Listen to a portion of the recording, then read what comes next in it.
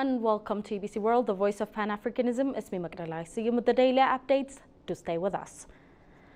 Ethiopia's Finance Forum has officially kicked off in Addis Ababa, Ethiopia. President Haile Selassie has officially opened the Ethiopian Finance Forum today in Addis Ababa at the Science Museum. The National Bank of Ethiopia is hosting the Ethiopia Finance Forum with the aim to align on the future of Ethiopia's finance system and promote collaboration and investment opportunities. President Haile Selassie today underscored the critical need for Ethiopia's finance sector to broaden its client base and geographic reach, lead the nation's digital transformation, and promote financial inclusivity to sustain growth. Addressing the Ethiopia Finance Forum 2025 at the Science Museum in Addis Ababa, President Taye highlighted all have to be the leaders of Ethiopia's digital transformation and position the financial ecosystem at the backbone of the country's progress. The President Taye has stressed that the local economy reform has been executed with meticulous planning, seamless coordination, and proper sequencing, with a close partnership between pertinent ministries and the National Bank of Ethiopia. Mitigation measures were carefully embedded throughout the process, he added.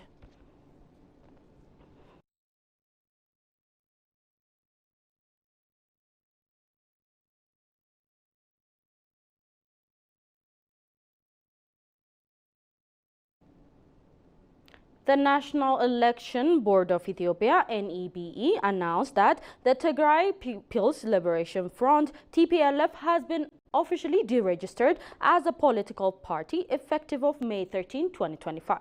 The decision follows the party's failure to implement corrective measures during a 3-month suspension period issued in February 2025. NEBE has instructed the party to conduct preparation and hold a General Assembly in accordance with the law under the observation of the board. The TPLF did not comply with this directive, according to NEBE's official statement on the decision. TPLF has previously been deregistered under Proclamation number 1162 in 2011 due to its involvement in violent activities. Following the Pretoria Peace Agreement in November 2022, the party requested reinstatement, which the board rejected in May 2023, citing the absence of legal ground for restoring a party deregistered under that proclamation. After the enactment of Proclamation number 1332 in 2016, the party reapplied for registration under the Special Circumstance provision and was granted legal personality on August 9, 2024, with support from the Ministry of Justice. The certificate issued made it clear that the former legal personality was not restored. Despite repeated written reminders, TPLF failed to meet its obligation, including the requirement to hold a General Assembly within 6 months and to complete with NEBE and the monitoring process. The party did not act on the corrective measures issued during its suspension. The board has decided that the decision shall be communicated and written to the TPLF and the Ministry of Justice, made public, and that Article 99 of Proclamation number 1162 of 2011 concerning the consequence of the party dissolution shall be applied to the party and its leadership as appropriate.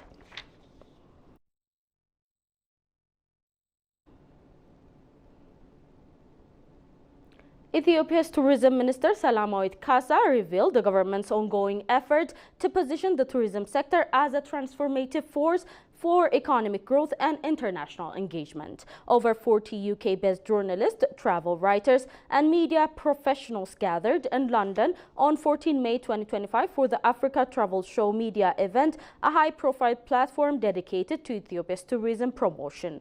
Organized by the Embassy of Ethiopia in London in collaboration with the Ministry of Tourism and Africa Travel Connect, the event created a unique opportunity for direct engagement with Ethiopia's diverse tourism offering. It was delivering a virtual address to the gathering, Tourism Minister Salamawit Kasa underscored that Ethiopia's heritage sites, landscapes, and cultural practice continue to shape the daily lives of its people and serve as a key pillar for sustainable tourism development. Most importantly, Salamawit highlighted the government's ongoing efforts to position the tourism sector as a transformative force for economic growth and international engagement. Participants have actively engaged in discussion, media exchange, and networking throughout the event, reflecting strong interest in Ethiopia's tourism potential.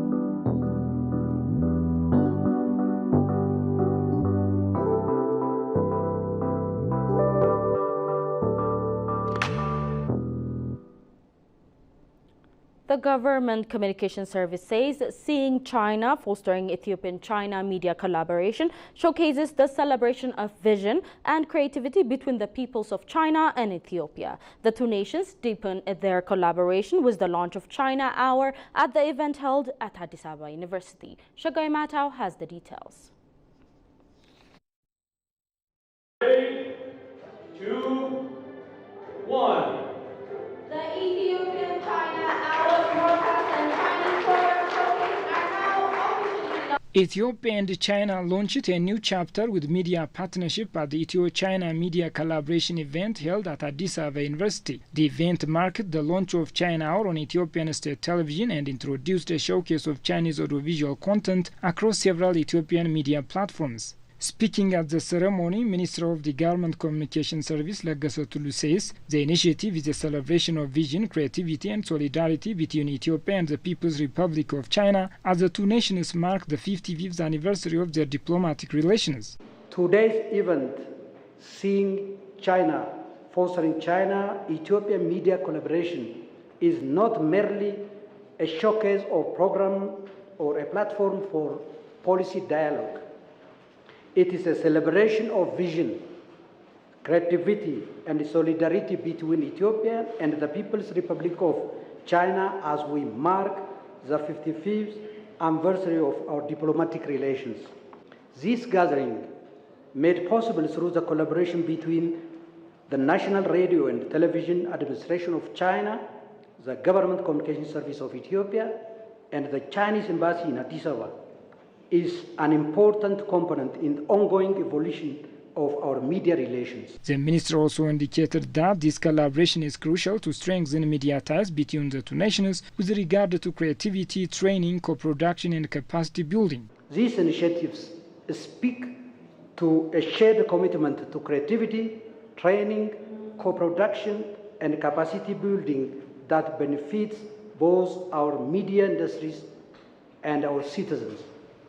It transcends technical assistance and more moves boldly into the realm of joint content creation, storytelling, cultural exchange, and human connectivity.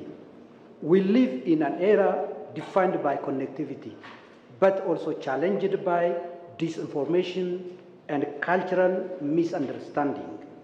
It is precisely through partnership like this that we can present authentic narratives, amplify African and Asian perspectives, and encourage dialogue that is informed, inclusive, and forward-looking. Noting that the Ethiopian Broadcasting Corporation is striving to build the nation with grand narratives and culture, Deputy CEO of Television Division at EBC, Zelalem Ndashaw, for his part highlights the profound role of Ethio-China media collaboration to deepen relations between the two nations. This is a special event for us because EBC is producing 200 hours per day, and we have 10 channels, 6 television channels and 3 radio channels. And we are producing for our grand nations and promoting our countries' cultures, narratives, as well as our historical events. For China and Ethiopia, two countries with rich stories, vibrant cultures, the media has both a unique responsibility and an incredible opportunity to deepen our relationship and promote mutual respect. The media has the power to bring our cultures to life, showcasing their beauty, diversity, depth, and shapes the narratives, inspire curiosity, appreciation, and respect. Chinese ambassador to Ethiopia, Chen Hai, for his part, called the collaboration of special significance, especially in the context of the 55th anniversary of diplomatic relations. As both nations look to amplify their shared development agenda, the event signaled a strategic move towards greater narrative collaboration and a broader mutual understanding through the power of media collaboration. United Nations Educational, Scientific and Cultural Organization, UNESCO, says Ethiopia's remarkable endemic potential is crucial in unlocking geotourism and achieving sustainable development. Ozlem Adiami Lopez, UNESCO's Senior Program manager highlights that UNESCO has already identified between 10 to 20 sites within Ethiopia, including significant cave system, underscoring the national potential for geopark development. Jerusalem Beza presents the following detail.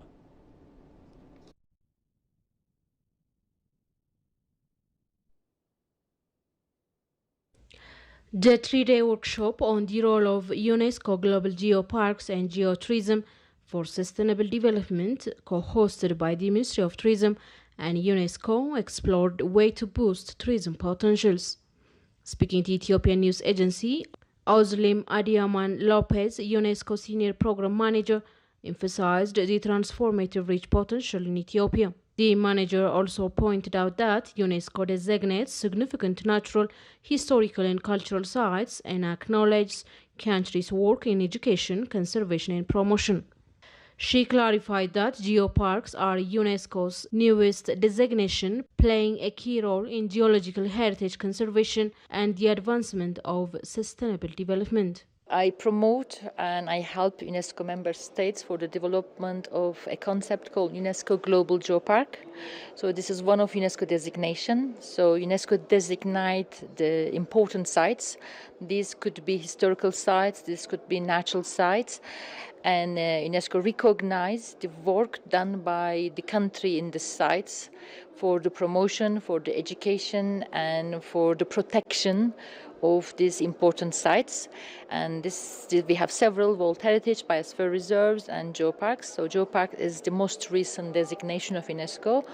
UNESCO recognized that the site is promoted and there is an educational activities in the sites, and this is also the conservation activities. So I'm here to explain Ethiopian community and Eastern African community how this could benefit Ethiopia and how this could benefit local citizens there.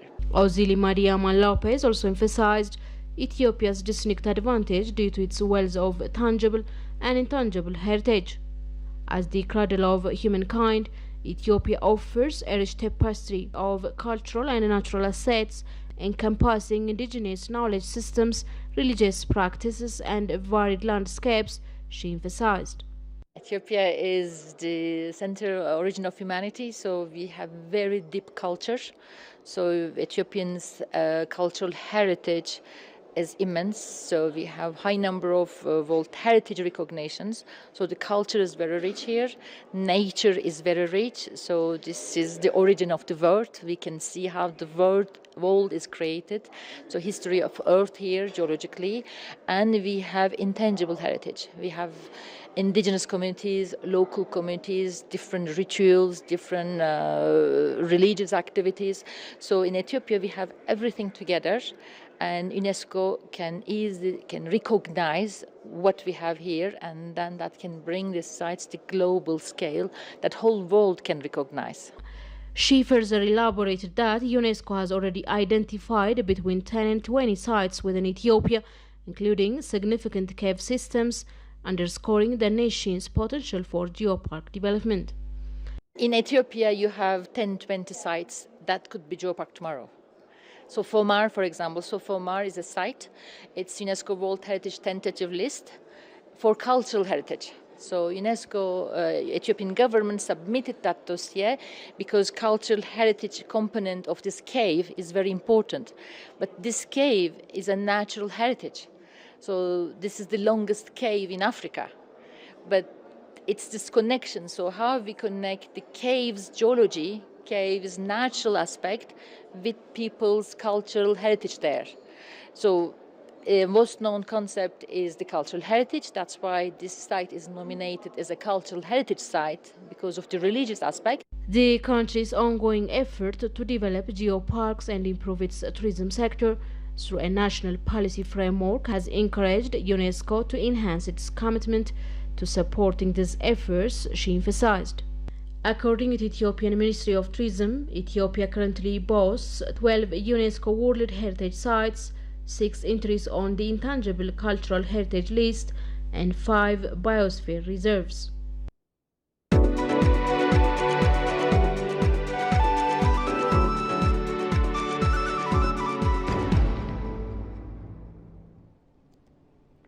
Ethiopia's ambassador to Brazil, Olusegun Tadesse, highlighted his country's goal to become Africa's aviation hub, linking the continent to the world while promoting growth, integration and sustainability. Ethiopia took part in the BRICS Transport Ministerial meeting held in Brasilia, where it showcased major infrastructure initiatives such as airport expansion, the development of new mega airport and the establishment of dry ports, all designed to modernize its transportation sector. On the occasion, Ambassador Olusegun highlighted Ethiopia's goal to become Africa's aviation hub, linking the continent to the world while promoting growth, integration and sustainability. He urged BRICS nation to enhance cooperation on grid transport, according to Minister of Foreign Affairs. BRICS Transport Minister issued a joint declaration supporting transport as a driver of growth and sustainability.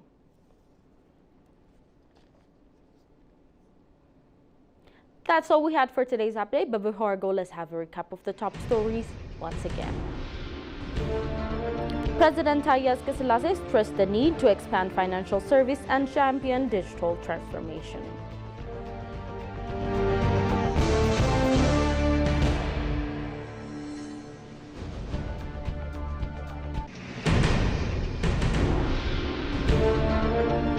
And the Government Communications Service says Ethiopia-China media collaboration showcases a celebration of vision and creativity. Thank you for tuning in to EBC World, the voice of Pan-Africanism. It was me, Makadalai. See you in the daily updates. Goodbye.